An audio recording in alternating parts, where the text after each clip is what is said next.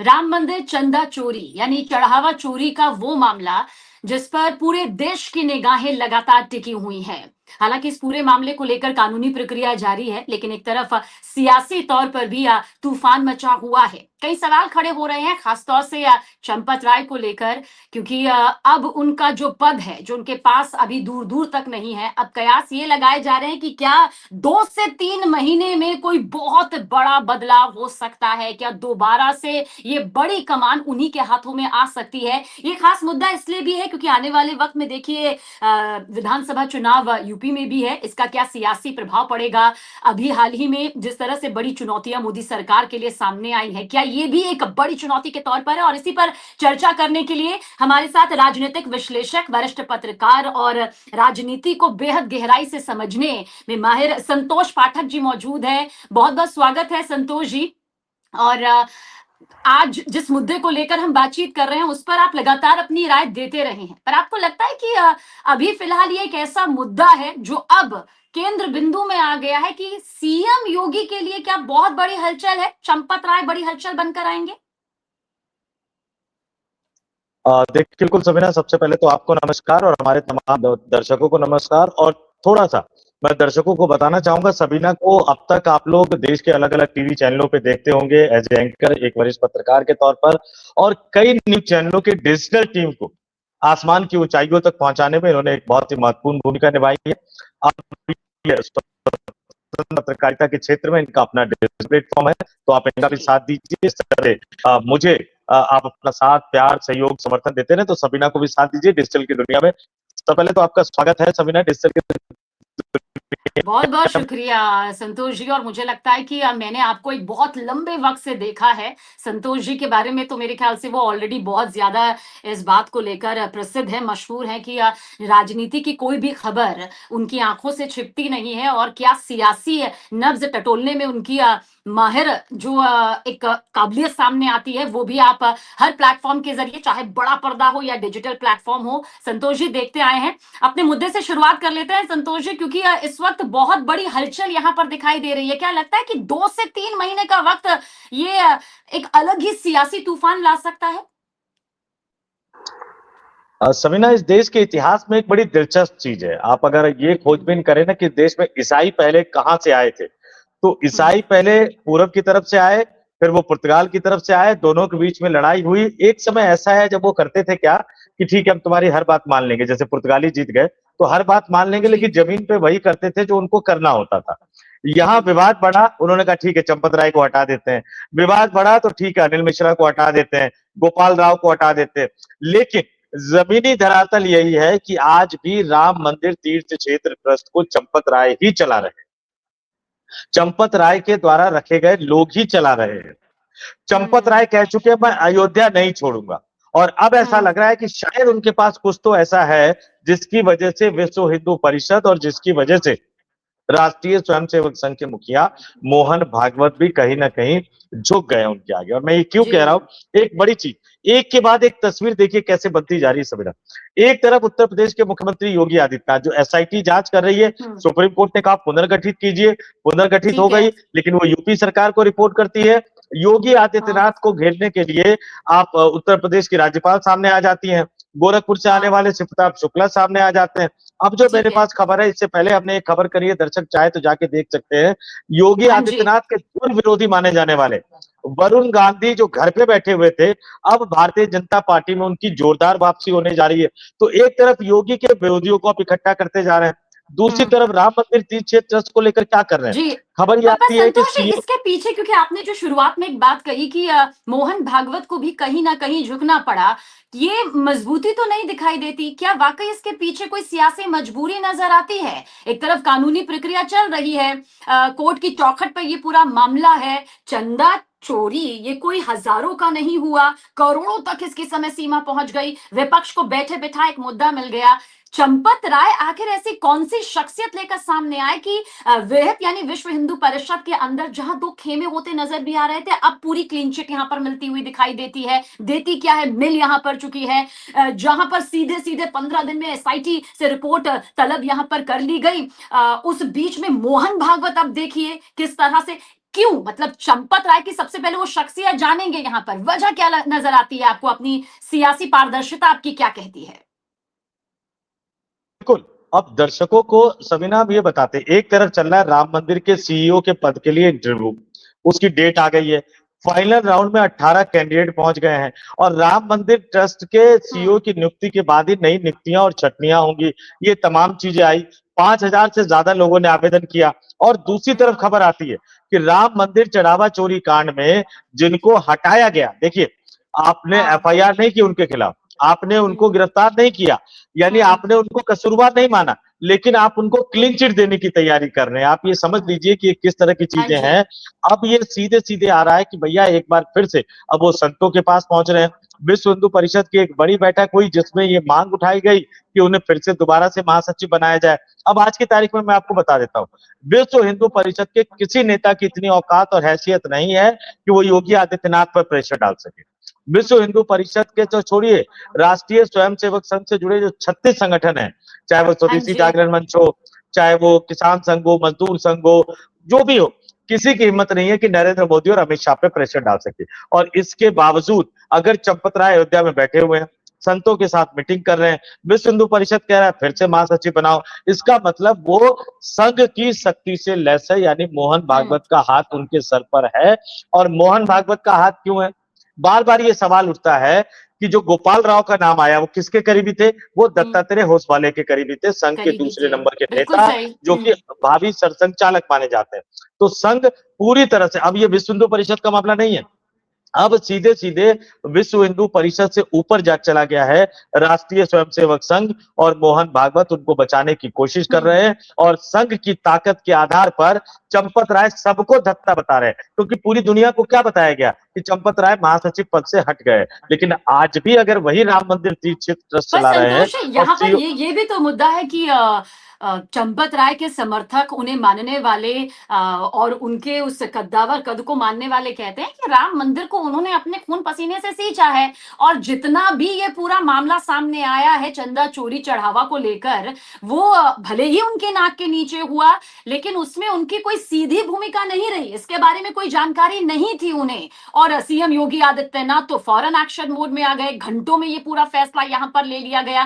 पर आपको लगता है कि विपक्ष के लिए ये बहुत बहुत बहुत बड़ा मुद्दा हो जाएगा सियासी लहजे से, अगर वाकई 2 से 3 महीने में ये पद दोबारा से यहां पर चंपत राय के खेमे में आ जाता है, उन्हें इसकी कमान मिल जाती है? क्योंकि एक जर्नलिस्ट होने के नाते, पत्रकार होने के नाते, मुझे तो लगता है कि ये बहुत बड़ा मुद्दा और ज्यादा उस लेवल पर हो जाएगा अगर चंपत राय दोबारा से ये महासचिव की भूमिका में नजर आ जाते हैं।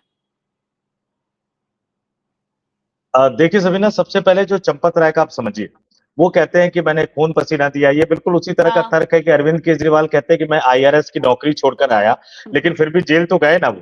जी। अब उसमें कोर्ट ने जो कुछ माना या नहीं माना, आपने मेहनत की, आपने परिश्रम किया, लेकिन इसका मतलब ये तो नहीं कि आपको लूट की खुली छूट मिल जाएगी। और जिन लोगों को रखा गया वो आपने रखा। और ये मामला आज का नहीं है, कई साल पहले संजय सिंह, वो जो जमीन खरीद वाला जो मामला है, वो मामला उठा चुके हैं। अब आप देखिए कि अयोध्या का राम मंदिर अगर यहाँ है तो आपको इसके आगे की जमीन लेनी है, पीछे की लेनी है, साइड की लेनी है, ईस्ट वेस्ट नॉर्थ हाँ। साउथ की लीजिए। आप यहाँ से ठीक। 7 किलोमीटर दूर जाकर क्यों जमीन लेंगे? और उस जमीन का राम मंदिर में क्या भूमिका निभेगी, क्या करेंगे उस जमीन का लेके? और कई गुना ज्यादा कीमत पर आपने क्यों लिया? ये सिर्फ जमीन का मामला है या सिर्फ राम मंदिर चढ़ावा चोरी कांड का मामला नहीं है।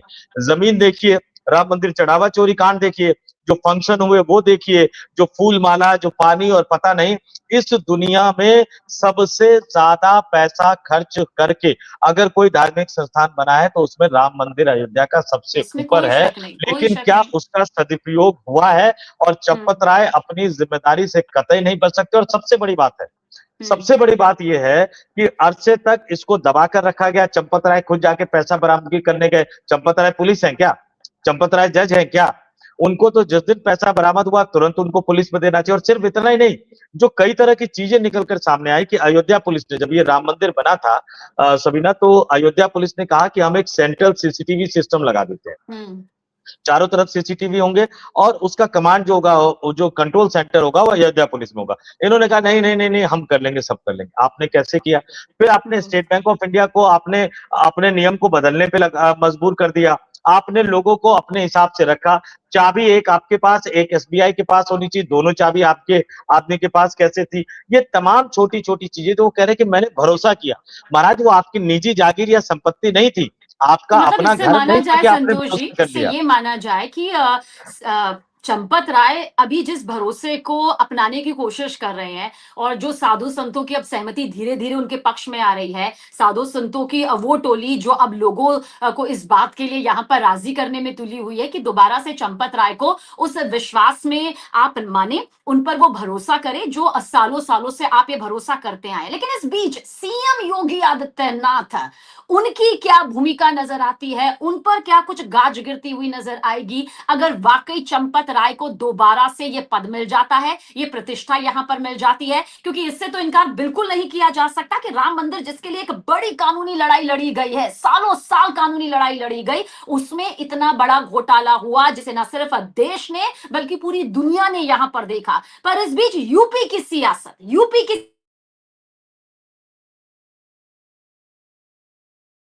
बिल्कुल सवीना हमारे साथ फिर से जुड़ेंगी और शायद कुछ टेक्निकल दिक्कत हो गई और जो सवाल सवीना ने पूछा कि यूपी की सियासत, देखिए अगर हम इसको माने, अगर हम इसको समझे कि आखिर ये पूरा मामला क्या था, आखिर कैसे ये तमाम चीजें निकल कर सामने आई, तो आपको कई चीजें समझनी पड़ेगी और वो कई चीजें आपको क्या बताती नजर आएगी? कई चीजें आपको ये बताती हुई नजर आएगी कि आखिर ये जो पूरा मामला, ये पूरा जो दिलचस्प सिनेरियो जो निकल कर सामने आ रहा है, वो किस तरफ निकल कर सामने आ रहा है, वो कैसे निकल कर सामने आ रहा है, वो किस तरह से चीजों को घुमाता हुआ नजर आ रहा है, क्योंकि योगी आदित्यनाथ, जो हमेशा हमारा ये मानना है कि योगी आदित्यनाथ की इस मामले में भूमिका बहुत अहम हो सकती है।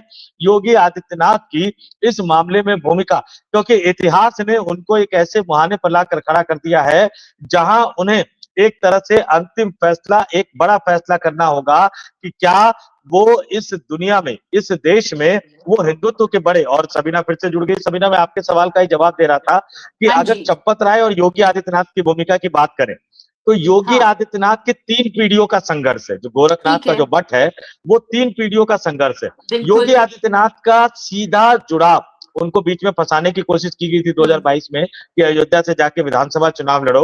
उन्होंने कहा नहीं लड़ूंगा, मैं तो गोरखपुर से हाँ, लड़ूंगा। ट्रस्ट में उनका लेना देना नहीं है। लेकिन अगर वो राम मंदिर चढ़ावा चोरी कांड के असली दोषियों को सजा नहीं दिलवा पाते हैं, तो हम्म, उनके माथे पर भी एक ऐसा कलंक लग जाएगा जो धुलेगा नहीं। एसआईटी बिल्कुल, उनकी जांच कर रही है, दूध का दूध और पानी का पानी करेगा। लेकिन आपने कहा कि योगी कैसे पावर में है, देखिए हाँ, उनको ये तय करना है असली मुजरिम जेल जाएंगे या नहीं जाएंगे, क्योंकि प्राथमिक तौर पर उन्हीं की एसआईटी जांच कर रही है। वो ये भी देख रहे हैं कि गुजरात लॉबी ने मुझे फंसा रखा है, एक एक करके ठीक है, राज्यपाल निकलकर सामने आ रहे हैं। हम्म, क्या वो इस मसले का इस्तेमाल जो है वो प्रेशर डालने के लिए करेंगे? हम्म, अगर करेंगे तो भी राजनीतिक रूप से उसका नुकसान होगा, क्योंकि सदन के अंदर, वो भी जरा मैं दर्शकों को बता देता हूं कि हम्म, सदन के अंदर अमित शाह तैयार तो हो गए हैं अब कि मैं अच्छा, जो दिल्ली पुलिस ने जो लाठीचार्ज हाँ, किया उस पर जी, बहस जी, करने को तैयार हूं।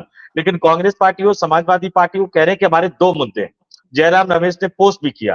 पहला मुद्दा, दिल्ली पुलिस और आरएएफ ने जो बर्बरतापूर्ण कार्रवाई की हम्म, उस पर जो है वो अमित शाह को जवाब देना चाहिए। और दूसरा मुद्दा उन्होंने कहा कि बाकायदा जो है 5 फरवरी 2020 को प्रधानमंत्री नरेंद्र मोदी ने सुप्रीम कोर्ट के आदेश के मुताबिक लोकसभा में ठीक खड़े है, होकर कहा था कि वो राम मंदिर के संचालन के लिए तीर्थ क्षेत्र ट्रस्ट बना रहे हैं, जिसका हाँ, नोटिफिकेशन गृह मंत्रालय ने जारी किया था। तो अब जब राम मंदिर चढ़ावा चोरी कांड हुआ है, तो इसकी सफाई भी प्रधानमंत्री को देनी चाहिए। अगर चर्चा होगी तो प्रधानमंत्री या गृह मंत्री दोनों में से किसी एक को जवाब देना होगा। राजनीतिक तौर पर भारतीय जनता पार्टी, ये आपस हाँ। में एक दूसरे को निपटाने में तो लगे हुए हैं, लेकिन राजनीतिक तौर पर भी भारतीय जनता पार्टी के लिए एक बड़ा क्रूशियल मुद्दा बनता हुआ नजर आ रहा है पर इसमें। संतोष जी, आपको लगता है कि ये मुद्दा इतना बड़ा है कि ये मुद्दा सीधे हर आस्था से जुड़ा हुआ है? कोई भी मुद्दा जब आस्था से जुड़ा होता है तो वो इतनी जल्दी थमता नहीं है। वो उठता जिस हवा के साथ है उसकी रफ्तार बढ़ते बढ़ते तूफान और सुनामी के तौर पर आ ही जाती है, सियासी तौर पर भी और कानूनी तौर पर भी। लेकिन इस बीच आपको लगता है ये सारे घटनाक्रम, ये जो चरणबद्ध तरीके से एक एक कदम यहाँ पर सियासी तौर पर बढ़ रहा है या कानूनी तौर पर बढ़ रहा है, इसलिए भी क्योंकि विधानसभा चुनाव इस पर ये मुद्दा विपक्ष के लिए सबसे बड़ा मुद्दा होगा। पहले से ही एकजुटता विपक्ष के अंदर इस मुद्दे को लेकर सामने आई है। हमने सांसद पप्पू यादव को भी देखा भगवा चोला पहनकर जिस तरह से उन्होंने पूरा वो वहां पर सियासी हाई वोल्टेज ड्रामा किया। लेकिन आपको क्या लगता है, क्यों क्यों चंपत राय के सामने इस वक्त बड़ी बड़ी हस्तियां भी नतमस्तक होती नजर आ रही है, जिसका जिक्र आप पहले कर रहे थे, लेकिन जो आपको तीन पुख्ता वजह नजर आती है, क्यों क्यों यहां पर वो बवाल मचता नजर आ रहा है, क्यों यहां पर वो मजबूरी नजर आ रही है जो कभी मजबूती हुआ करती थी, आज मजबूती मजबूरी बन गई है। सुबह सवाल का जवाब बड़ा क्रिटिकल है। जैसे वो धर्मेंद्र प्रधान है ना, इस्तीफा देने के हाँ बाद जी। चौड़े होके घूम रहे हैं। क्यों घूम रहे हैं चौड़े होके? क्योंकि उनको पता है कि शिक्षा मंत्रालय में जितनी नियुक्तियां हुई हैं, जितने विश्वविद्यालयों में वाइस चांसलर की नियुक्ति हुई है, बड़े पैमाने पर प्रोफेसर, असिस्टेंट प्रोफेसर की नियुक्ति हुई है, वो सब नागपुर की सिफारिश पर यानी राष्ट्रीय स्वयंसेवक संघ की सिफारिश पर। और हाँ चंपत राय भी, उनके पास भी है कि भैया मुझे तो जो ऊपर से कहा गया मैं करता चला गया। ये भी एक बड़ी बात है, क्योंकि इतने लंबे समय तक वो राम मंदिर आंदोलन से जुड़े रहे, इसमें कोई दो राय नहीं है। हाँ। विश्व हिंदू परिषद के बड़े नेता, इसमें कोई दो राय नहीं है। वो मोहन भागवत की दत्तात्रेय होसबोले की नस नस से वाकिफ है, इसमें कोई दो राय नहीं है। लेकिन जहां तक आपने योगी आदित्यनाथ की बात कही, देखिए अभी हम जो बैठे हैं 10 अगस्त की तारीख है, फरवरी में चुनाव होना है। उम्मीदवारों का चयन शुरू हो चुका है। अखिलेश यादव ने पहले बिल्कुल। उम्मीदवार का ऐलान कर दिया, अयोध्या से ब्राह्मण। ऐसे में आप ये समझिए कि एक तरफ आपसे ब्राह्मण नाराज है, दूसरी तरफ राम मंदिर जो आपको सत्ता में लेकर आया। राम मंदिर चढ़ावा चोरी कांड इकलौता ऐसा मुद्दा है जो न केवल उत्तर प्रदेश में, जो न केवल केंद्र में, बल्कि इस देश के कई राज्यों में भारतीय जनता पार्टी को हमेशा हमेशा के लिए राजनीतिक वनवास में भेज सकता है, ठीक है। क्योंकि आपने आस्था से खिलवाड़ किया है। ये कोई राजनीतिक मुद्दा नहीं है। इस बात को बीजेपी अच्छी तरह से समझ रही है, इसलिए वो दबाने की कोशिश कर रही है, बार बार इसको मेन स्ट्रीम से निकालने की कोशिश कर रही है। लेकिन ये मुद्दा बार बार रहकर उठकर निकलकर सामने आता है। जब जब चंपत राय अयोध्या में नजर आते हैं, तब तब इस देश के हिंदुओं को लगता है कि देखो भारतीय जनता पार्टी हमारा मखौल उड़ा रही है। जिस आदमी को अयोध्या से बाहर होना चाहिए, वो आदमी अयोध्या में तो बैठकर फिर ये तो ये कह बड़ा रहा है नुकसान कि मुझे कोई मतलब नहीं। संतोष जी, क्या ये बड़ा नुकसान यहाँ पर नहीं होगा सीएम योगी आदित्यनाथ को, अगर चंपत राय दोबारा से वही मान प्रतिष्ठा यहाँ पर पा लेते हैं, अब जो भी वक्त यहाँ पर बचा है, क्योंकि जाहिर सी बात है नियुक्ति तो यहाँ पर होनी है। अगर साधु संत अब उनके पक्ष में नजर आ रहे हैं, अगर मोहन भागवत की तरफ से हामी मिल चुकी है, तो क्या ये तो फिर ये है ना कि आप बैठे बिठाए एक और बड़ा नुकसान करने की तैयारी में है। अगर हो जाता है, चंपत राय दोबारा से आ जाते हैं उस पद पर, तो क्या नुकसान हो सकता है, और अगर नहीं आते हैं तो फिर क्या कुछ चुनौतियां और नजर आती हैं? देखिए दोनों ही सूरतों पर चर्चा कर लेते हैं। चंपत राय महासचिव बनते हैं तो जाहिर सी बात है कि उत्तर प्रदेश ही नहीं, इस देश के हिंदुओं को लगेगा कि उनको ठगा गया है। अगर वो सही थे तो आपने पहले हटाया क्यों? और अगर वो गलत थे तो आपने फिर से उनको लाया क्यों? उनके खिलाफ कानूनी कार्रवाई क्यों नहीं हुई? और निश्चित तौर पर इसका खामियाजा योगी आदित्यनाथ को भुगतना पड़ेगा, क्योंकि कांग्रेस पार्टी, समाजवादी पार्टी, विपक्षी गठबंधन उत्तर प्रदेश में इसको एक बड़ा मुद्दा बनाएगा विधानसभा चुनाव में। और जो हिंदू सत्ता में लेकर आए हैं भारतीय जनता पार्टी को, वही उनको बाहर बिठा देंगे। और यहाँ ये भी ध्यान रखिएगा, ब्रिजभूषण शरण सिंह तो अपने आदमी है ना, वो भी सवाल उठा रहे हैं। ये तमाम नेता जो है वो सवाल उठाते हुए नजर आ रहे हैं। दूसरी बात, अगर वो नहीं बनते हैं तो नहीं बनने से काम नहीं चलेगा, उनको अयोध्या से बाहर निकालना पड़ेगा, अयोध्या से बाहर भगाना पड़ेगा और कानूनी जिम्मेदारी तय करनी होगी। तो ये क्योंकि जो अभी साधु भी संत अभी उनके पूरे पक्ष में आकर खड़े हो गए हैं, जो पूरी तरह से अब जन जन तक पहुंच रहे हैं, जो मौन व्रत के बीच भी एक सियासी जुबान यहाँ पर चल रही है धार्मिक तौर पर, वो कैसे होगे? उनकी नाराजगी का भी तो खामियाजा भुगतना पड़ सकता है। क्या ये बात मोहन भागवत समझ रहे हैं? क्या ये बात प्रशासन समझ रहे हैं? क्या पीएम मोदी और शाह के सामने ये भी एक बड़ी चुनौती के तौर पर है? साधु संतों को अपने मंच पर सबसे बड़ी जगह दी, और अगर वही साधु संत चंपत राय के साथ नजर आ जाते हैं, उन्हें हटा देना, उन्हें बाहर का रास्ता दिखा देना, जो सीधे तौर पर कह रहे हैं कि भाई चंदा चोरी हुआ है, कानूनी प्रक्रिया जारी है, जो लोग गिरफ्तार किए जा रहे हैं वो किए जा रहे हैं, उन्हें जेल की सलाखों में डाला जा रहा है, लंबी सजा भी मिलनी चाहिए, राम के नाम पर धोखा नहीं होना चाहिए, लेकिन सिर्फ चंपत राय की गलती नहीं है, वो ये कह रहे हैं। नहीं। और जहां तक साधु संतों की बात है कि अगर योगी आदित्यनाथ कोशिश करेंगे तो ये साधु संत योगी आदित्यनाथ के साथ खड़े नजर आएंगे। देखिए ठीक, ये उनकी आपको भी लगता है? व्यवहारिक परेशानियों को समझिए। अभी बकायदा एक अखबार ने तो बड़ा स्टिंग कर दिया कि भाई इतने पैसों में महामंडलेश्वर और कौन कौन सी उपाधि दी जा रही है। मैं तमाम सारे साधुओं पे नहीं कह रहा हूं, लेकिन बहुत सारे साधु और बहुत सारे कथावाचक सही मायनों में इस देश में सनातन के लिए एक बोझ बन के रह गए हैं।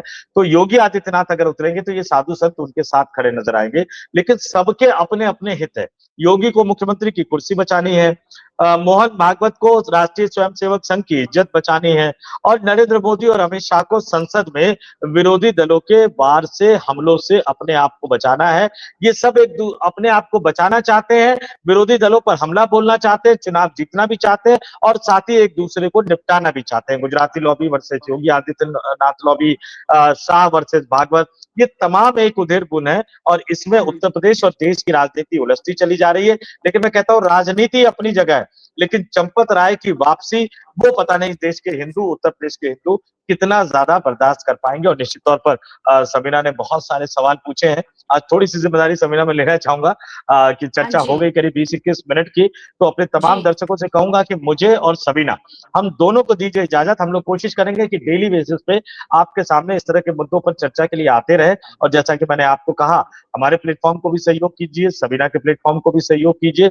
हम दोनों लोगों का हिम्मत और हौसला बढ़ाइए। हम आपके सामने लेकर आएंगे सच्ची सटीक खबर, सही विश्लेषण के साथ। तो फिलहाल सबीना और मुझे, हम दोनों को दीजिए इजाजत। आप तमाम जी, लोग देखते बिल्कुल। रहिए, जुड़े रहिए, बने रहिए संतोष पाठक ऑफिशियल यूट्यूब प्लेटफॉर्म के साथ। नमस्कार। नमस्कार।